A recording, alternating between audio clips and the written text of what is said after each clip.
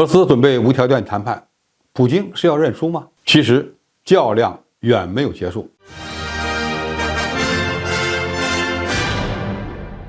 观众朋友，大家好，我是付天少。就在乌克兰声称俄罗斯军队集结了超过1800辆主战坦克、30万人，准备在10天之内发起大规模攻势之际，俄罗斯外交部副部长维尔西宁突然爆出猛料，俄罗斯已准备好与乌克兰进行无条件谈判。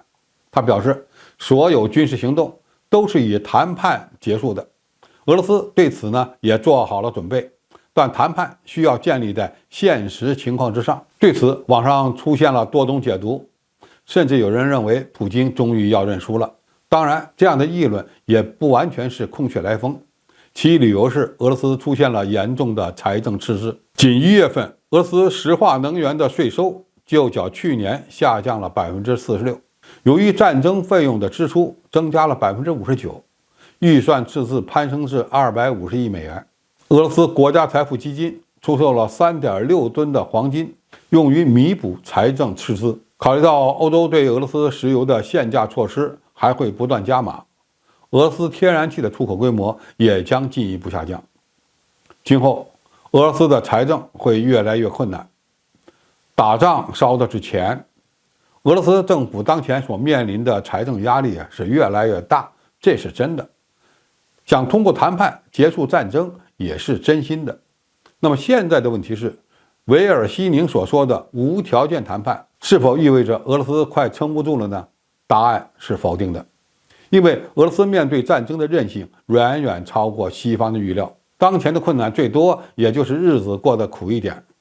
其实维尔西宁所说的话包含着2层意思：一是俄罗斯准备无条件进行谈判，但如果乌克兰提出了条件，那就免谈；二是谈判要建立在现实的情况之上，这恐怕才是问题的关键。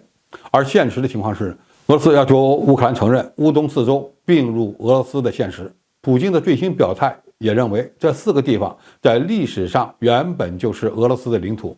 那么乌克兰有可能同意被俄罗斯夺去领土后的无条件谈判吗？显然目前是绝无可能。所以俄罗斯外交部门的话虽然说得很软，但双方实际上没有任何让步的空间。俄罗斯现在所表达的愿意谈判的态度，与乌克兰在西方施压下表示愿意谈判一样，关键不是态度，而是条件。俄乌谈判自普京批准乌克兰4个州公投入俄之后，双方就失去了退路。当时普京如果在批准并入乌克兰4州的问题上悬而不决，就能让乌克兰危机的解决进退有据。现实情况是，俄罗斯选择开疆扩土，这对于解决乌克兰危机增加了难度。现在俄罗斯军队正在准备发动春季攻势，而且时间窗口非常短。乌克兰马上就要进入土地泥泞期，对进攻方更加不利。乌克兰由于不断地获得西方援助的重武器，目前也在集结自己的预备队，准备进行反攻。当俄乌两军都认为可以将对手打败之时，如何打好仗、打胜仗才是当前最重要的课题。另外，俄罗斯现在虽然打的是乌克兰军队，但是乌军背后站着整个北约，西方对乌克兰的援助也在不断加码。除了核武器以外，向乌克兰提供什么武器几乎已经没有了红线。在这样的情况下，美国才是乌克兰危机的掌控者，而且其追求的战略目标是让俄罗斯在乌克兰土地上战败，而且乌军还远没有战斗到最后一个乌克兰人。所以俄罗斯军队想通过1、2场攻势完全击溃乌军还不太现实。目前想与乌克兰谈判解决问题也不现实。当然，普京也不会接受在乌克兰的失败，更不可能退出已经并入的领土。俄罗斯外交部副部长的表态，我们只能说是一个外交人士的舆论战技巧。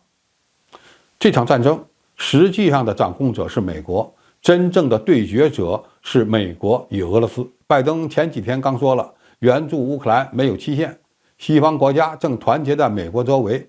显然他很满足于利用俄乌冲突强化美国霸权的局面。那么俄乌之间是否存在着谈判的可能呢？除非乌克兰军队顶不住了，出现大规模的溃败，就只能坐下来谈。而这个时候，幕后的美国或许会拿出第二套方案，那就是像南北朝鲜的情况一样，肢解乌克兰，将其一分为二。俄乌冲突已持续了1年，其前景如何？什么时候能够实现停火？这一切可能都取决于双方在战场上的表现。好，今天的评述就到这里，谢谢大家收看，我们下期再见。